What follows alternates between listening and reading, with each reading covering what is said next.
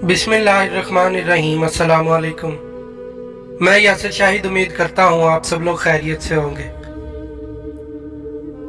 अब्दुल मुत्तलिब को यह हुक्म उस वक्त दिया गया जब वो अपनी मन्नत भूल चुके थे।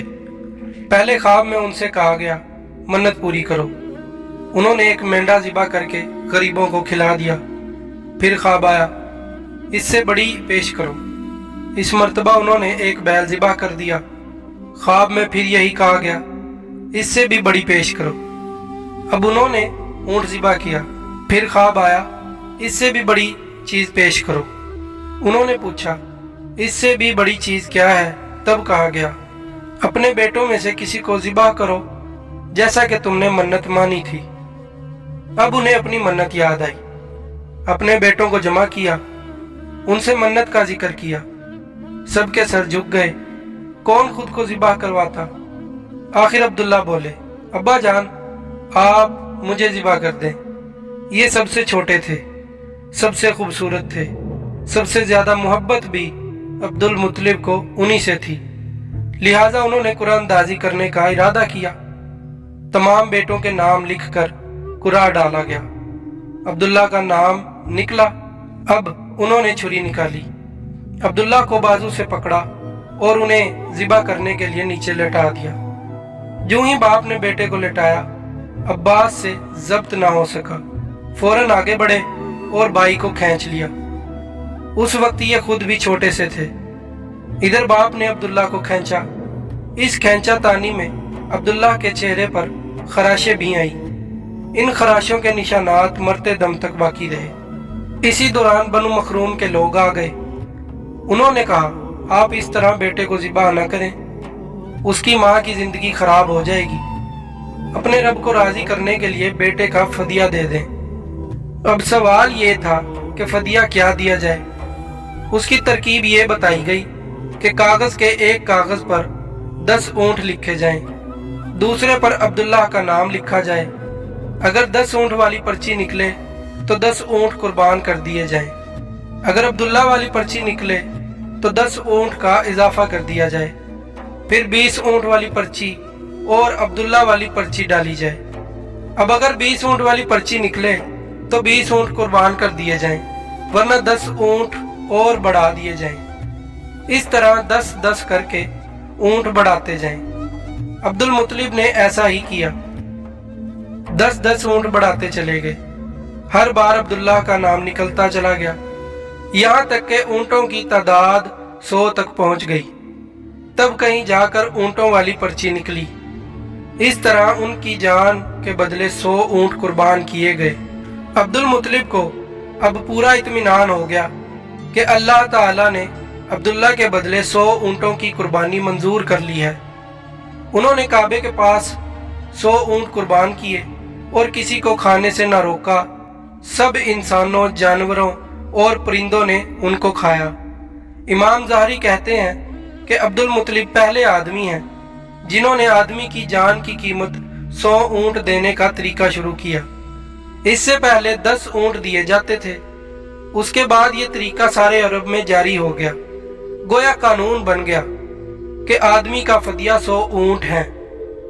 नबी करीम सल्लल्लाहु अलैहि वसल्लम के सामने जब ये जिक्र आया तो आपने इस फदिया की तस्दीक फरमाई, यानी फरमाया कि ये दुरुस्त है। और इसी बुनियाद पर नबी करीम सल्लल्लाहु अलैहि वसल्लम फरमाते हैं मैं 2 ज़बीहों यानी हज़रत इस्माईल अलैहिस्सलाम और हज़रत अब्दुल्लाह की औलाद हूँ। हज़रत अब्दुल्लाह कुरैश में सबसे ज़्यादा हसीन थे। उनका चेहरा रोशन सितारा की मान था। कुरैश की बहुत सी लड़कियां उनसे शादी करना चाहती थीं, मगर हजरत अब्दुल्लाह की हजरत आमना से शादी हुई। हजरत आमना वहाब बिन अब्द मनाफ बिन ज़हरा की बेटी थीं। शादी के वक्त हजरत अब्दुल्लाह की उम्र 18 साल थी। ये शादी के लिए अपने वालिद के साथ जा रहे थे। रास्ता में एक औरत काबा के पास बैठी नजर आई। ये औरत वर्का बिन नौफल की बहन थी। वर्का बिन नौफल कुरैश के एक बड़े आलिम थे। वर्का बिन नौफल से उनकी बहन ने सुन रखा था कि वक्त के आखिरी नबी का ज़ुहूर होने वाला है और उनकी निशानियों में से एक निशानी ये होगी कि उनके वालिद के चेहरे में नबूवत का नूर चमकता होगा। जो ही उसने अब्दुल्ला को देखा, फौरन उसके जहन में ये बात आई। उसने सोचा हो ना हो ये वो शख्स है जो पैदा होने वाले नबी के बाप होंगे। चुनांचा उसने कहा, अगर तुम मुझसे शादी कर लो तो मैं बदले में तुम्हें इतने ही ऊंट दूंगी जितने तुम्हारी जान के बदले ज़िबह किए गए थे। इस पर उन्होंने जवाब दिया, मैं अपने बाप के साथ हूँ, उनकी मर्जी के खिलाफ कुछ नहीं कर सकता, ना उनसे अलग हो सकता हूँ, और मेरे वालिद बाइज्जत आदमी हैं, अपनी कौम के सरदार हैं। बहरहाल उनकी शादी हजरत आमना से हो गई। आप कुरैश की औरतों में नस्ब और मुकाम के एतबार से अफजल थीं। हजरत आमना हजरत अब्दुल्ला के घर आ गई। आप फरमाती हैं, जब मैं माँ बनने वाली हुई तो मेरे पास एक शख्स आया, यानी एक फरिश्ता इंसानी शक्ल में आया। उस वक्त मैं जागने और सोने के दरमियानी हालत में थी।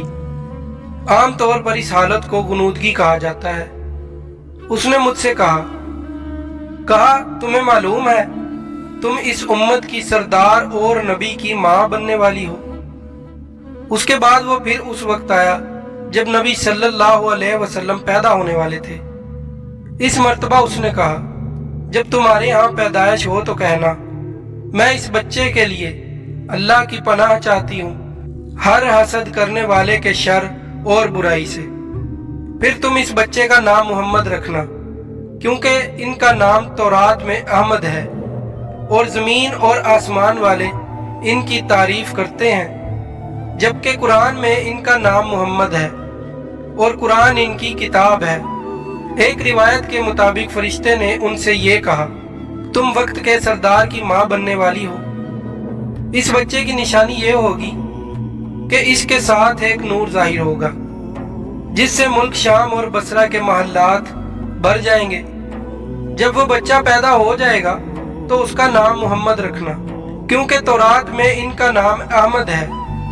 आसमान और ज़मीन वाले इनकी तारीफ करते हैं और इंजील में इनका नाम अहमद है और आसमान और ज़मीन वाले इनकी तारीफ करते हैं और कुरान में इनका नाम मोहम्मद है।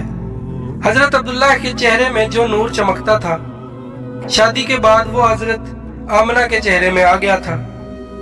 इमाम ज़हरी फरमाते हैं, हाकिम ने ये रिवायत बयान की है और इसको सही करार दिया है कि सहाबा रजी अल्लाह अन्हुम ने हजूर नबी करीम सल्लल्लाहु अलैहि वसल्लम से अर्ज किया, ए अल्लाह के रसूल, हमें अपने बारे में कुछ बताइए।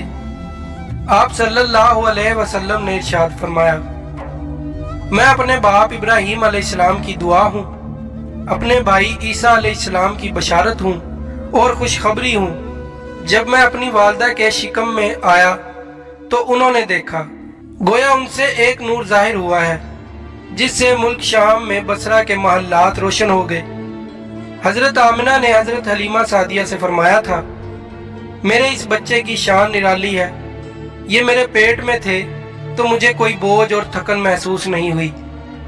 हजरत ईसा अलैहिस्सलाम वो आखिरी पैगंबर हैं जिन्होंने आप सल्लल्लाहु अलैहि वसल्लम की आमद की खुशखबरी सुनाई है। इस बशारत का जिक्र कुरान में भी है।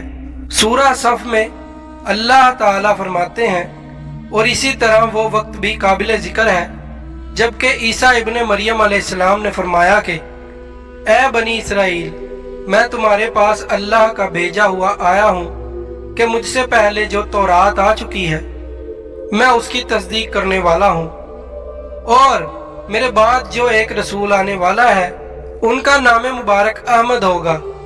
मैं उनकी बशारत देने वाला हूँ। अब चूंकि हजरत ईसा अलैहिस्सलाम ये बशारत सुना चुके थे, इसलिए हर दौर के लोग आप सल्लल्लाहु अलैहि वसल्लम की आमद का बेचैनी से इंतजार कर रहे थे। इधर आपकी पैदाइश से पहले ही हजरत अब्दुल्ला इंतकाल कर गए। साबका कुतब में आपकी नबुव्वत की एक इलामत ये भी बताई गई है कि आपके वालिद का इंतकाल आपकी विलादत से पहले हो जाएगा। हजरत अब्दुल्ला एक तिजारती काफिले के साथ तिजारत के लिए गए थे। इस दौरान बीमार हो गए और कमजोर होकर वापस लौटे। काफिला मदीना मुनव्वरा से गुजरा तो हजरत अब्दुल्ला अपनी ननहाल यानी बनु नजार के यहाँ ठहरे। उनकी वालदा बनु नजार से थीं, 1 माह तक बीमार रहे और इंतकाल कर गए। उन्हें यहीं दफन कर दिया गया। तिजारती काफिला जब हजरत अब्दुल्ला के बगैर मक्का मुकरमा पहुंचा और अब्दुल मुत्तलिब को पता चला कि उनके बेटे अब्दुल्ला बीमार हो गए हैं और मदीना मुनव्वरा में अपनी ननाल में हैं, तो उन्हें लाने के लिए अब्दुल मुत्तलिब ने अपने बेटे जुबैर को भेजा। जब ये वहां पहुंचे तो अब्दुल्ला का इंतकाल हो चुका था। मतलब ये कि आप सल्लल्लाहु अलैहि वसल्लम इस दुनिया में अपने वालिद की वफात के चंद माह बाद तशरीफ लाए। अगर वीडियो अच्छी लगी हो तो वीडियो को लाइक, शेयर, कमेंट, चैनल को सब्सक्राइब और बेल आइकन को लाजमी प्रेस कर दें ताकि आने वाली हर वीडियो का नोटिफिकेशन सबसे पहले आप तक पहुंच सके। अपना और अपने प्यारों का ख्याल रखिएगा। अल्लाह की अमान में। अल्लाह हाफिज़।